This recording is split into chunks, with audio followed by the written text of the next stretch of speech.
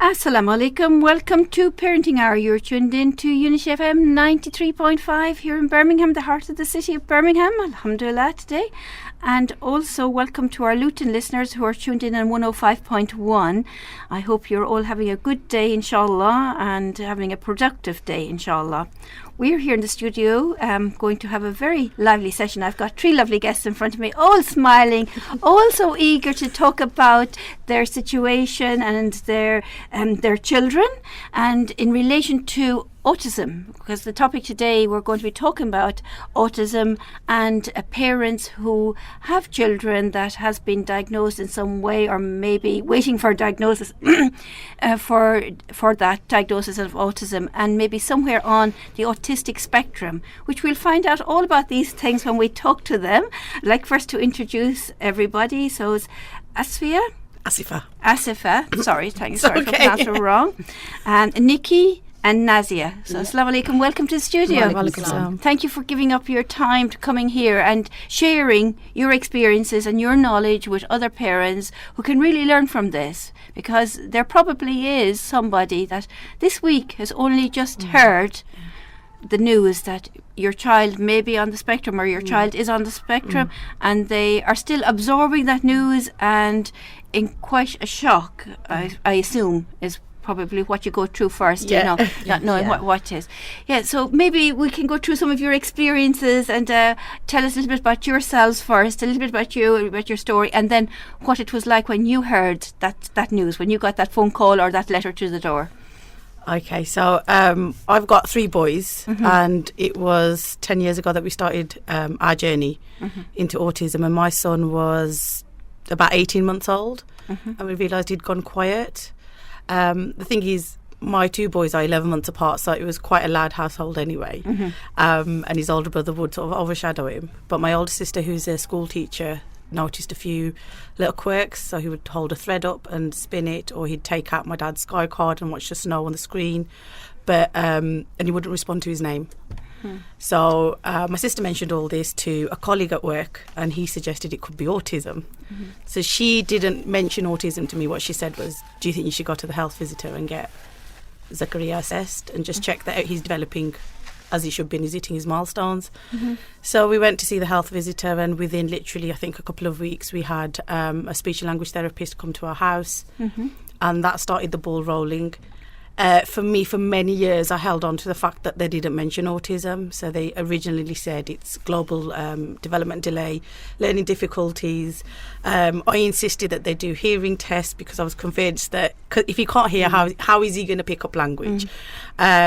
So I was very sort of forthright in my approach to it, but I was in denial for many, many years. And I said to the other sisters here, I said, so Zakaria was just before he was 2 years old, and it took me until his 8th birthday to fully acknowledge the true nature of the difficulties that my son was facing. Because what you don't realise is you actually grieve for the child that you've lost. And we've all done that as mums. When we're pregnant, we have we imagine what our child's going to be like and what they're going to be able to achieve and how you're going to support them through life. And something I read years ago was that you've booked a holiday, you're going to Spain, for example, and halfway through that flight they've changed the destination. Now the destination is a place you've never heard of. You've not been there, but it's quite a challenging place, but there's beauty in there.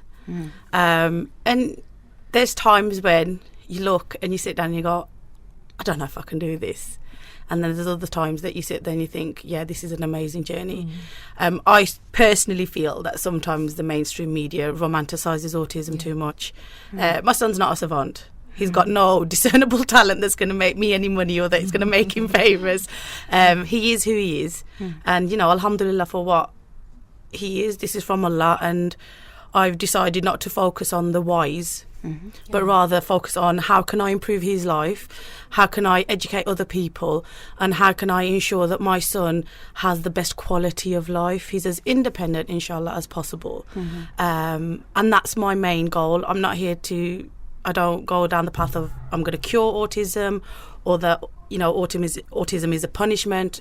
I don't feed into that. I mean, he's 12 years old now, mashallah. He's going through puberty. Mashallah. He's a big, massive lad. And there's times when he absolutely is so violent and aggressive. And I'm left in tears. But there's also times when he will come and give me a hug. He gives the most beautiful eye contact, and he's the most stunning child. I'm obviously biased. But he's beautiful. And, you know, I look back on the 10 years and I cannot imagine where I would have been had my child not been blessed in that way by Allah subhanahu wa ta'ala. And, you know, you just have to, every day you say alhamdulillah in the good times and in the bad times, and he gets you through it. But it's a challenge, and I think that the other warriors here will say the same thing. You have to fight your battles with a lot of people, not just with professionals to get the services, but with your community, with your family, with your friends, and with public, with strangers. That's the biggest one for me. Yeah, and you get judged so completely. So, for example, with myself, I get comments like, they come over here and they don't know how to control the children, or why do they breed if they can't control the children? And what they don't realise is I'm a mouthy woman, and I will challenge that. And I've turned around and I've gone, what did you just say? My son's got special needs. What's your excuse for being such an awful human being? And they just have a really surprised look. But equally, I've had some fabulous people come up to me who have seen me sort of struggling a bit, and they've recognised something in Zakaria. They've had that personal experience. And I had this one woman, I was so close to tears, she just came up to me and she went, "You're doing an amazing job." And I was in the middle of KFC, so I was just going to hug, thank you so much. And sometimes you just need that kindness to say, you know what, you're doing all right. But yeah, alhamdulillah, it's a very sort of unique journey. And all of us, even though all three of us have got children that have autism, and all of us have got boys who are autistic, each of our boys are going to be so individual, and their autism isn't going to be the same. There'll be some similarities, and the biggest thing that I always say is that if you've met one person with autism, you've met one person. There's no generalisation. And no, definitely. I've not got a Rain Man. I've just got my Zakaria is who he is, and he's you know, alhamdulillah for what. And is Zakaria the eldest of your boys? No, Zakaria is the middle one. The middle one. Yeah, right. so I've got Sufyan, who's 13, who is also being assessed for autism as well. Zakaria is 12 years old, and then my youngest Hudayfa is 8. So it's a very manly household. Mashallah, So, mashallah. Really nice. Thank you for sharing that. And Nikki, you've got 4 children, is that right? I've got 3. Three children. 17-year-old. I've got Zakaria also. He's nearly 6. He's the one with the diagnosis. He got diagnosed quite early on at 2. And I've got a daughter, Zoya. She's 4 years old, but she's also showing signs of being a little bit spectrumy, let's just say. So that's just a made-up word, by the way, for anybody that's wondering. So basically, alarm bells started ringing with our Zakaria just before the age of 2. And it wasn't actually myself that noticed, it was my ex-husband.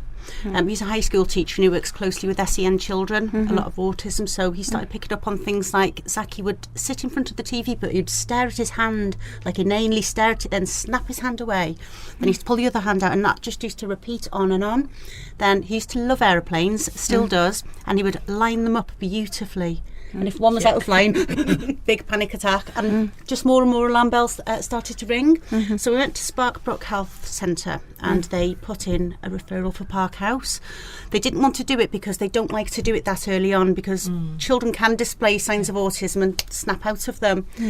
With Zaki, they put him straight to Park House, which is a special children's assessment centre in Spark Hill. And he had 3 different sessions, and some of them were on his own and some were with 2 other children of like sort of, you know, backgrounds.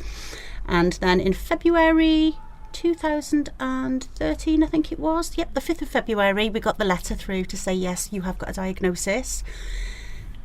Ex-husband's family were very reluctant to believe that. They're a very sort of traditional family, and they thought it might be things like Nazar and things like this and that, and he's going to grow out of it, he's going to be fine, give him black seed oil, he'll snap out of it. And you know, you want to believe those things, but I already had quite a strong knowledge because I work in primary schools and I work with a Sanko, and I kind of embraced it. I was actually not happy that he'd been diagnosed, but it was a sense of relief because I just knew we were going to get the support, which we have.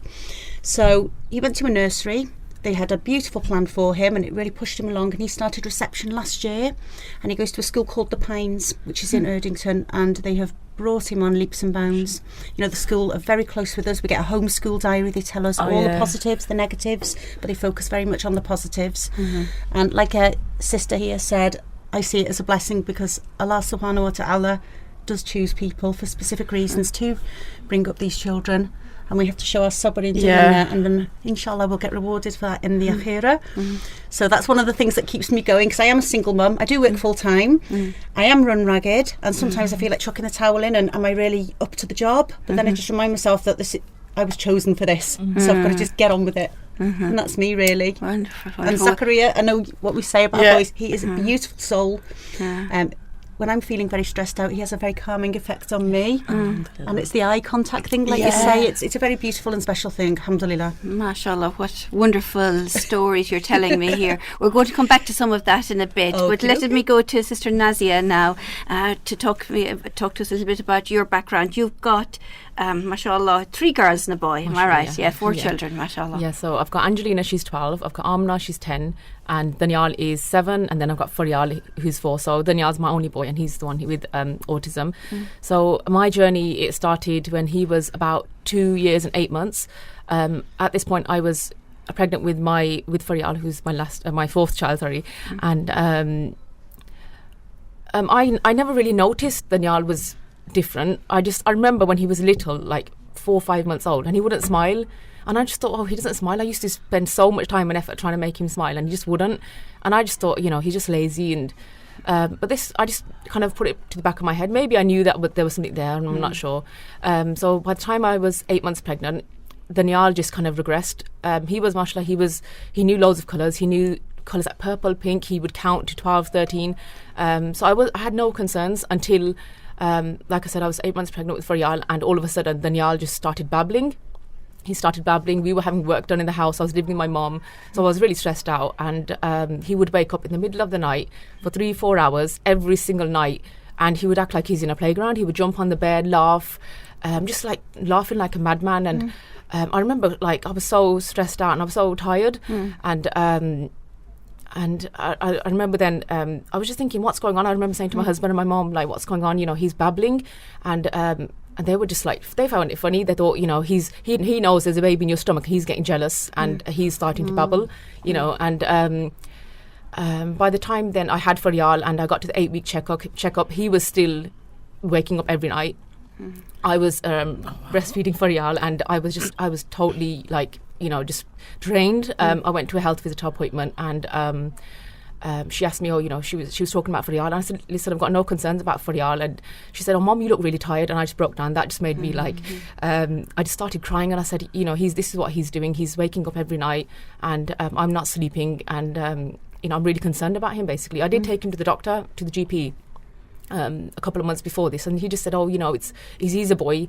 And I just thought maybe it's because I've got 2 girls, they were quite advanced for their age. And I thought, maybe he's a boy, maybe that's just a boy thing. You think that, don't you? Get thinking, yeah. And I thought, he's normal for a boy. So when I got to the health visitor appointment, and they said, will come and do an assessment. So they came to the house. This was in Chapman Road. They came to the house, and they literally came in for like 10-15 minutes, made him do a few little tests like writing and putting some blocks up, and just really like kind of quick. It was really like 10 minutes, and then they said, we're going to refer him. And at this point I started panicking, thinking, what's wrong with him? I knew nothing about autism at this point. And I just thought, it's something that happens because of the MMR injection. Oh, yes. That's all I knew about. That's all I knew about autism. It's because of MMR. So when I thought, I'm going to get, this kind of referral, and I just thought, maybe it's a speech and language delay. And then we went through the whole process. It started off in January 2014, and we finally got the diagnosis in July, so it took 7 months. We went to the CDC in Heartlands, and like Nikki said, we had 3 sessions. And in the first session, one of the ladies said to me, I think he just not like official, but I think he is, because he's kind of textbook. Again, he's not like a Rain Man. He doesn't, kind of drop things on the floor and count them automatically and things. But mashallah, he's at that point when he got the diagnosis, I remember just thinking, my world's broken in pieces, and I just remember crying. I cried a lot. My husband cried a lot. We were just thinking, what's going to happen? He's our only son. All these kind of thoughts that you have. And I think he found it harder, my husband did, because people were saying things like, oh, he'll grow out of it and do this, he'll take him to this place in Pakistan and take him to this darbar in Pakistan and, he'll be fine.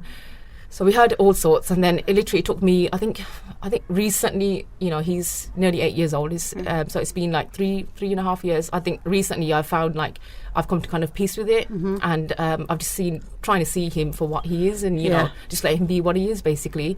So and emotionally he's beautiful. Like, I'm biased as well, but he's taught me so much. It's not only about kind of what can we do for them? They can do so much for us. He's taught me so much patience, so much tolerance. I'm so much more patient with, I think I used to be like one of those parents who thought, this is going to sound really bad, really judgy now, but I used to think, look, ADHD, it's nothing. They can't control their kids. But now I know exactly. I used to think these thoughts, and now I really regret thinking that, and I'm thinking, how could we? Me as a person, just get out there and help people. I'm not a professional or anything, but I've got my own story, and I just want to help people. Well, that's what you're doing today. Well done, mashallah, for all of you coming on to help people. And it must be really hard when you get that diagnosis or get that letter through the door like this. I know you've described a little bit about it, but can you remember back when you opened that envelope and read those words? What was going through your mind? I was going to say, I think mine was quite a different journey, and I think times have changed a lot. And even though we're talking about just 10 years ago, I went to see the consultant, and she just gave me this big wad of paper saying, "This is autism," and but you haven't said it's autism. And they were like, no, it's global development delay and it's severe learning difficulty. So I kept holding on to that fact that it was an autism. And it was only when he was transitioning from his nursery sort of special needs school to the school that he's at currently at the age of 7 that they turned around and said, we have to have that official diagnosis put in place. And I think at that point, for me, I was quite sort of accepting of it. I think if they'd thrown anything else at me, I would have been quite happy with it. However, like I've said, he's 12 and it's only been the past 4 years that I've fully acknowledged that he's not just going to snap out of it. You get family who say, oh, try this, try that, try this. The reality is, especially when you see it written down, that your child is not just autistic but has severe learning difficulties, which means that he's cognitively functioning at a much younger age than he's 12 years. So sort of mentally he's a 12 to 18 month old child. And when you look at him, he's a young man that's got a moustache, that's going through puberty in all its glory. But his favourite toy is a Thomas the Tank Engine. He loves his Gruffalo, and he still wants to go out and get lollipops because he doesn't understand why he can't have that. It's finding that balance between that reality of actually seeing what you always knew, but also accepting what that means for yourself as a family, but for your child as well and their progress. It's bittersweet, if I'm honest with you. So for example, like my eldest son's going through that assessment currently. He's 13. He's already got a diagnosis of dyspraxia. So They go hand in hand which coexists with autism. But for me, it's a relief this time round, and I just feel bad that I missed the signs. And he's got very classical signs of autism where he can't give eye contact. He's very literal, doesn't understand sarcasm. So yeah, it's bittersweet. It's finally getting that acknowledgement that yes, there is a reason why your child is acting this way. It's not just because of bad parenting, or it's not because you've done anything wrong. It's because that's the way they've been created, and that's their system that they work with. Basically, their brains are wired differently to emotion, to what. I'm not going to say normal, because what's normal? Neurotypical. But yeah, that's a good one, yeah. Well, that's the word they use, don't they? They say they can't read people's emotions the same way you or I can. So like you said, your eldest son is that you're waiting for a diagnosis where he can't understand sarcasm. Yeah, he's quite neutral. They can take things quite personally, can't they? And my son's very emotional. If I don't respond back to him every time I drive past the train station in the morning, he'll go, "Mummy, train." And if I don't go, "Oh yes, Saki, train," he'll have a full-on meltdown. Yeah. For what reason, I don't know. So we have this little ritual every morning. These little things you've got to do just to pacify them. It's because very different to raising a child without autism. Yeah, the definition of autism is that it's a neurological lifelong impairment. Yeah, it's a lifelong condition. Lifelong condition, and there's certain things that they look at. So, for example, like they said to Nazia, that is textbooks. So social interaction and social communication is a massive thing up there. There's a concept called theory of mind, and I won't bore you with all the facts, but it's basically they really struggle to understand what another person might be feeling or thinking. They're very concrete in their many of them are very concrete in their thinking and in the way that they view the world. Abstract concepts are very difficult for them to understand. So, for example, with my Zakaria, he does not understand the concept of time. He understands now and next. He doesn't understand, sort of like yesterday, tomorrow. He doesn't quite understand those concepts. Why he would not be able to understand that? I mean, his level of functioning is, like I said, a young toddler. So it's like 2 words that he'll understand. He's regarded as being non-verbal. But yeah, with autism, and it's such a massive spectrum, there's not one particular thing which definitely indicates that your child is autistic. And they do say, sorry to interrupt, humans in general have all got a bit of spectrum within them. It's just not as evident. It comes out in some more than it does others. And so we're all on that spectrum. Yes, it's what makes us human, but it displays more in other people. I'm pretty convinced. I've always suffered with mental health myself, and I'm pretty convinced, I'm 37, that I wasn't diagnosed and should have been. I do, especially when I see traits in my son, but then I think, am I overthinking it? But no, I think I've definitely got a bit in myself, and so have my work colleagues. There's a lot of evidence that, especially with girls are very adept at masking the conditions, and what they do is they pick up from their sort of peers about the way that they should act. So they can mask that, and what they'll do is, because as girls, I think we're really brilliant at copying, and a lot of girls have gone, and a lot of women have gone through life and they've managed their autism and not had that official diagnosis. I particularly although they can struggle with relationships and things and holding it's when friendships. It comes through and it's the concept of friendships which a lot of people on the spectrum can struggle with. And like sister said, I've got mental health issues. I suffer from depression. I don't see as a punishment. I don't see as anything to be negative about. And right now I'm quite in the depths of going through a period of depression, because I'm going to be 40 tomorrow. MashaAllah. But what I realise is I'm actually quite sort of open about who I am as a person. So depression fits onto the autistic spectrum disorder. Bipolar comes into it as well. OCD is another way of it. And when we say sometimes we can be quite negative about people. We'll say, they're a bit socially awkward. But we don't know what that person's actually going through. I don't think you can imagine. So for example, my eldest son, he'll do something and go, sorry. I'm like, it's all right, babe, you don't have to say so. No, sorry. Oh my goodness, my Zakaria does that, and if you don't convince him that there's nothing to be sorry about, he'll carry on saying it for about 10 minutes. And it's exhausting sometimes. But it's like you said, like with going past the train station, like from my Zakaria, it's like McDonald's. I'm like, McDonald's. I know there's other fast food chains available, but McDonald's.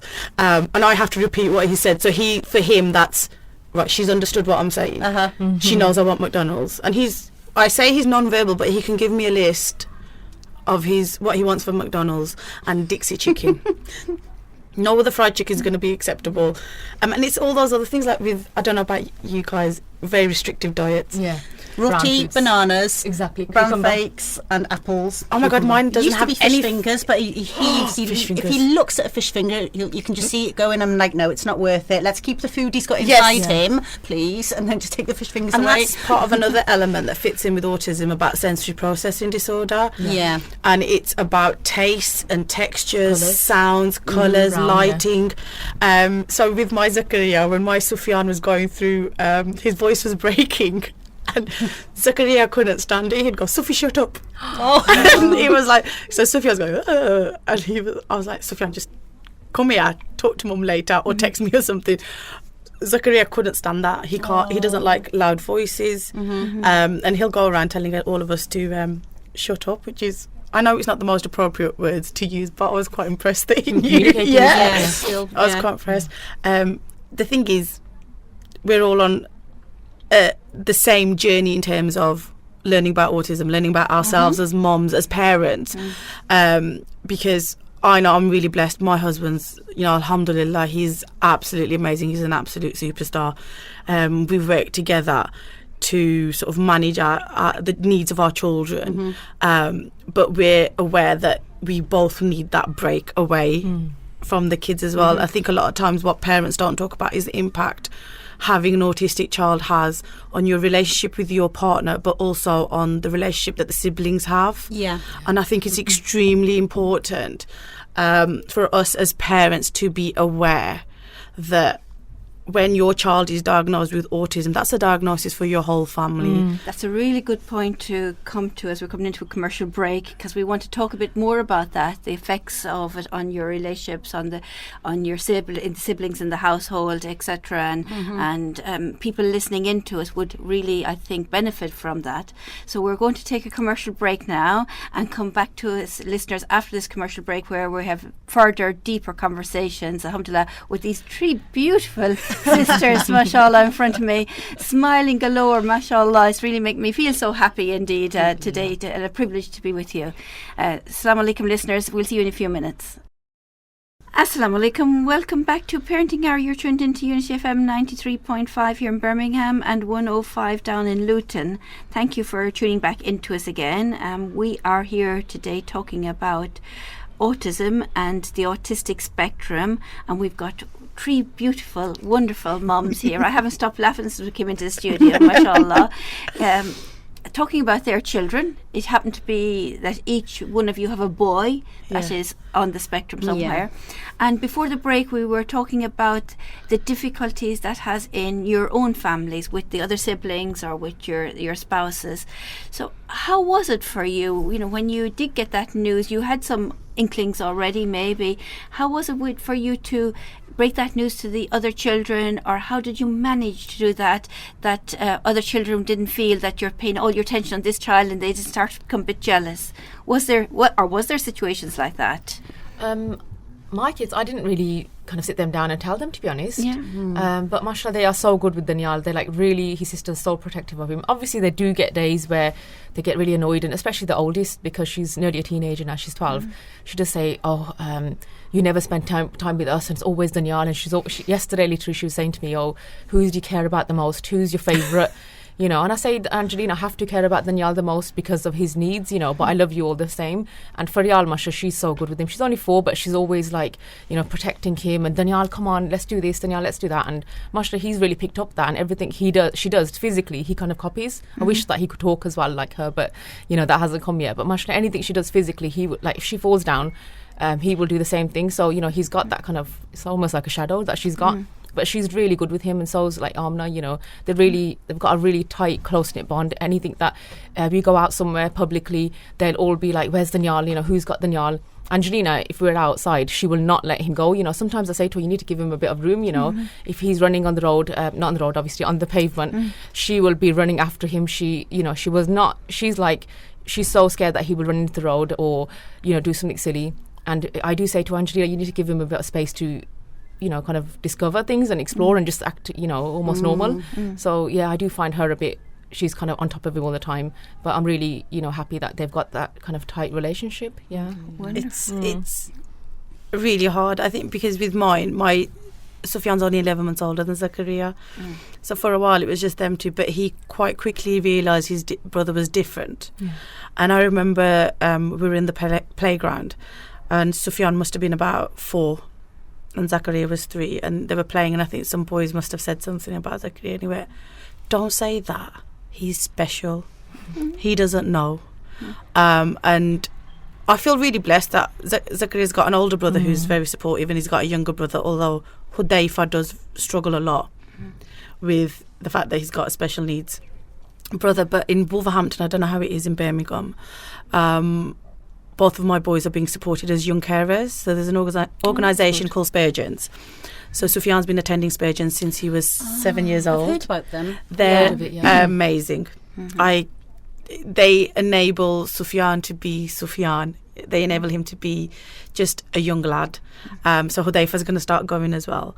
And I think that's really important for them to be supported like that. Hudayfa's just turned 8. He was 8 in August. So he's desperate to go. But Hudayfa will still argue with Zakaria over their gruffalo, and he will not excuse his bad behaviour. With special needs, because what happens is, yes, our children have got special needs, but they're also children. So for example, like mine, he's going through puberty, he's a teenager, he's going to be a grumpy child, and sometimes he's just kicking off because he's not been able to get his way. It's got nothing to do with his learning difficulties, it's got nothing to do with his autism, it's just Zakaria deciding to be difficult. And Hudayfa's quite sort of, no, I'm not taking that.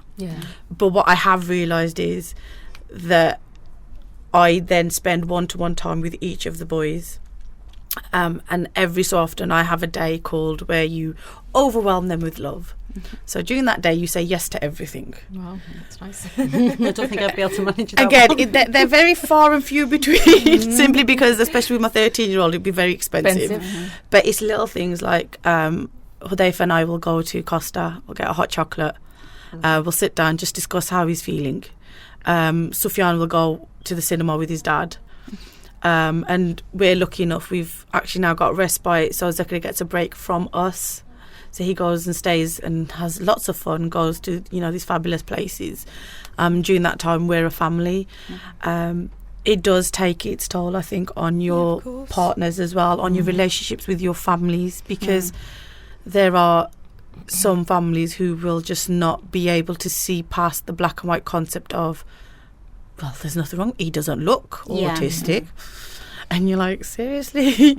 And they don't understand why your child feels a need to stim. Well, doesn't it annoy you having to, not just with family, like out in the public, like my son likes to show me up in public. Oh, he they knows love it, don't exactly they? what he's doing. Yeah. But then I'm thinking, I'm not going to not take him out because he's a human like the rest of us. But how the heck am I going to deal with this? And I don't know about you guys, but I don't feel like I have the need to explain to everybody why my son is. At first I was like apologetic and like, oh, he's got autism. Blah, blah, blah. It's like you've got your placard out, and haven't I'm you? thinking, I'm not going to do that anymore, actually. And I'm just going to handle him in my own way. People can think what they want, but at first I used to have so much social anxiety myself, just going through the door with him.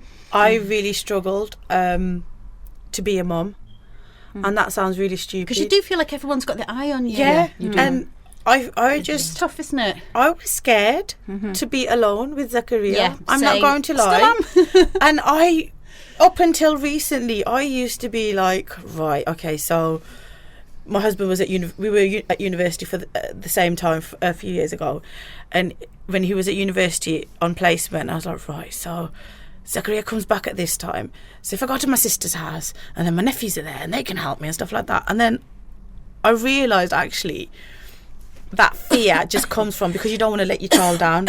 You don't want to do anything that's going to hurt them and stuff like that. And the year that I've had this year has been one of the most traumatic ever in the life of Zakaria.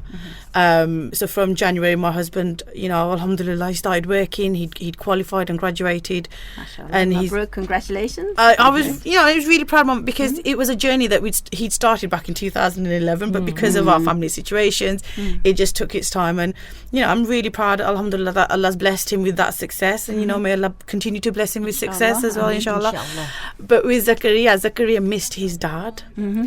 And he became violent to the point that, you can see I'm not a small woman. I'm, there's a lot of depth to me. And he managed to knock me down onto the floor. And really, really sort of taking chunks of skin out of my arms and being so aggressive and violent. And for me, it was trying to protect my children, my other children, but also balancing the fact that I needed to make sure Zakaria was safe, because when he gets through at that point, he's hit an iPad so hard in his head he's bent it. My son hits himself. He headbutt walls and doors. He's actually put a hole in one of my doors. Really? From his head? Yeah, he's got mashallah quite I call it a stone head. Yes. Strong, really very strong. Very handsome mashallah, but he's got very wide top of his head. Big heads. And if that comes into contact with you, you're in big trouble, basically, and anything that does come into contact. And sorry to cut in on you, sister, because I've had a very traumatic year as well. I'm a single mum. I work, and I've got a 17-year-old Ryan who's a revert like myself, so he's had all that to deal with over the years, and he's got mental health issues himself. However, he is my rock when it comes to Zaki. Alhamdulillah. So he helps me in the night time with him, so I get some rest. Occasionally, if I'm lucky and he's up, he'll get him up on a Saturday, so I can have a little bit of a lie-in. But the thing is, when we're out in public now, Ryan doesn't like to come with us because he's like this cool 17-year-old. He doesn't want to be seen with his autistic brother, and he doesn't want to have to tell his brother off, and he doesn't want to be embarrassed. So it's kind of broken us up a little bit. I've lost my eldest son, like the little family days out. He chooses not to now. Yeah. And it does have an impact, but that's not the reason my marriage broke down, because of the autism. It broke down of natural causes. But my son Zaki does have a lot of resentment towards me because we're like 2 nights at Dad's house, 5 nights at mine, and because they like that Consistency, consistency, and he's not getting that at the moment. So that has a big impact on all of us. But I was going to say, I think with my Zakaria, he struggled with the fact that the job that my husband is doing, it takes him away from obviously the house, but he works 12-hour shifts 3 days a week, but he can be placed anywhere around the country. So next week he's going to be sort of like just outside of London and then just outside of Manchester. So he's already pre-warning me, saying I've got to stay over. So because he's staying over, I'm very lucky that I've managed to fight and get respite care for my son. It's taken 4 years. I tried last year and I was told I wasn't great enough in need, even though I felt suicidal myself at the time. I'm dealing with my eldest son's mental health, 3-year-old girl who's possibly on the spectrum, working and as a 40 single hours parent a week, and I'm like, okay, fine, it is what it is. Don't come knocking on my door if issues do arise when I've actually sought the help for myself. Inshallah that won't happen, but who knows? No, I think that's another thing, that as families you don't realise the support that is out there, but also how much you have to fight for it. We're all aware of the cuts that are happening across the country. We know that the way that this government is currently treating vulnerable children, vulnerable adults, we know all that. But what I can...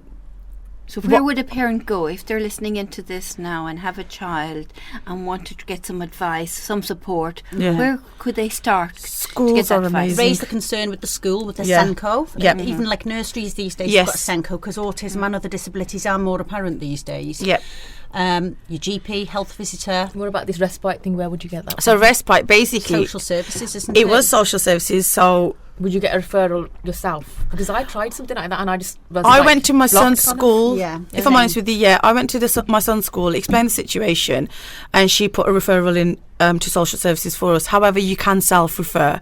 You just need to ring them up. There's going to be a dedicated disability team. You ring them up and you say, I want an assessment done. You have to do a bit of a lengthy form, so if you're not great with English and things, you might need a bit They of will support come with an that, interpreter. They will book an interpreter for you. Yeah, if you need one. You say assessment for... Because I did this last week, literally, and she just said, oh, this is the email that you need to email, and that's it. I don't know how Birmingham works. I know in Wolverhampton, what I did do was, this was, 4 years ago, started the ball rolling saying, I need more help. I need more help, I need more support, and you're going to give me that help because you're under legal duty to provide that. This is the thing as well, you're referring yourself. You know, it's not like you're being forced to do it. No. Hello, I need the help. I'm making a plea for help here. And you have to be very, very stubborn, I think, for want of a better word, and use all the resources that are available to you. Speak to your local councillors, speak to your local MP, go through the charities. There's Autism West Midlands. They're brilliant. They are amazing. Really good, fabulous organisation, and they're based in Birmingham. They run a lot of sort of evenings and support mornings for parents, for dads, for mums. Workshops. They do loads of workshops. Spurgeon's, I think, have a look and see if you guys have got anything local. Don't quote me on this, guys. I'm sure Spurgeon's don't exist in Birmingham anymore. Do they not? They used to, because my eldest son used to have counselling with them. But this is like 5-6 years ago. If you're worried about the mental health of any of your children, then CAMS is the place to go. I think first port of call would be go to your schools. Go to schools. And go to schools, and give you the information there. They should help you. And your GP should have that. Your GP should as well. Unfortunately, now GPs don't have that much sway in terms of asking social services to help and intervene. However, the one thing I will say is make sure you record every phone call, every email, every contact that you have with the person. Take their name down, write down the date. If possible, I'm one of those annoying parents that emails and texts, so I have proof of what was written down. If you feel they're not taking you seriously, challenge them in a very nice and polite way, but there's many ways to do that. But also know your rights. Go down to Citizens Advice Bureau and ask them, and they will explain to you. There's also, in Wolverhampton, we have parent partnership. And again, that's something that's run in liaison with the council, but they're quite independent, and they will give you advice as to where you stand, what you can get, what you can't get. And they'll also get an advocate for you if you feel that you haven't got the strength sometimes to face that battle. You can get an advocate, and it's fabulous to have that third person there who's saying, no, sorry, you said this is what should be happening. There's also Carers UK. So I'm sure, well, I'm a full-time carer for my son, and I access their support, and I will ask them and say, listen, am I getting the right support? Am I getting the right help? They also go to the charities and the organisations that provide these support. So, for example, in Wolverhampton, we've got a company called Progress. You've got Bernardo's as well. Bernardo's do, but Bernardo's won't have children who are as severe as my son, because he needs 2 care workers with him when he's out. So it's fine for me to be at home with him and 2 other children, but when he's out, he needs 2 other support workers with him. So Bernardo's, again, it depends on the level and severity of your child's needs. Can I just talk from a financial point of view as well? Because from personally my It's an impact, yeah. Because I'm a single mum, yes, I work and I've got access to certain benefits, but I was encouraged to apply for disability living allowance. Yep. And because of Zaki's condition, we actually got the middle rate, so it's around about £230 a month, which goes directly into him or stuff he needs for the house. Yeah. In addition to that, and it doesn't matter if you're a single parent, whether you're working or not, have you heard of an organisation called Family Fund? Yes. I was going to say that. And they are absolute superstars. Brilliant. Yeah. They're based in Belfast, and basically they provide a range of educational and therapeutic and sensory toys for autism. Holidays? Yeah. Not just that, they Days will out. give you household equipment. Yeah. I had a tumble dryer. My friend had from a tumble dryer. I'm going to apply for one this year. We had a tumble dryer. There's Promise Dreams. There's Variety. There are a lot of charitable organisations who will help and support your children. Yeah. In terms of the disability living allowance as well, a lot of the rules have changed. Prior to sort of, I think it was prior to this year, it was very difficult to get a blue badge for a person with autism. Because I was going to ask about that because I have been encouraged to apply. But They've changed high rate physically. mobility. they've changed the rules. Okay. Changed the rules. Okay. We're learning here live on radio, ladies and gents. They like sitting next to you. Yeah, they've changed the rules because previously autism was seen as a behaviour which could be changed. However, there are special rules. So, for example, my son Zachariah has no concept of danger. Exactly. Like he will run out into the middle of the road and thinks it's a barrel of laughs. Yeah. It's heartbreaking to write this down, but my son hasn't got the mental capacity. Yeah. And those are the special rules. And No sense of danger. No sense of danger, but Yeah, no I've got sense that. of himself. The biggest thing and the best advice that I ever got for filling out your DLA form was A, make a copy of it, but B, describe the worst day that you have. Yeah. You have to sort of lay it on thick almost, It's not, don't you? yeah. I was in tears the first time I filled out my son's DLA form, and I wanted to just sort of crawl under my duvet and not come back It's out only of actually it. when you see it on paper you think, my God. Wow. Yeah, you sort of go, ooh. Exactly. Yeah. So what does DLA stand for? in case Disability living allowance. Okay, so So some parents may not know that. Yeah, but so- it's so- getting good information. Yeah, today. Can you've you got- only claim that if you've got a year HCP? I'm not sure. I No, just thought. a diagnosis alone's fine. Okay. Depends. They will do a lot of research on it, and they will look at each case differently. So not everybody may be eligible for it. However, you don't know until you try. Exactly. I think And fill any it- help you can get, just Yeah. grab it. Fill it in, and then there's also a section for professionals to help and fill it in. Any professionals that you're being supported by. So, for example, your schools, the Senko that's there, any sort of Health speech and language visitors. therapist, health visitors, occupational therapist. A lot of information they only make available once you get into that system. The best advice that I can give to any parent is you have to be a tiger mum. You have to be the loudest, and you have to be the most visible parent there. I've had a social worker turn around and say to me, I don't want to come to your house, I'm scared of you. Oh, dear. I'm like, mate, you've got all the power. You've got the power to take my children off me. Why are you scared of me? You're scared of me because you're failing me. That's why. You need to make friends with your schools. Your schools are brilliant. Yeah. They will also give you tips on how best to access that support from social services.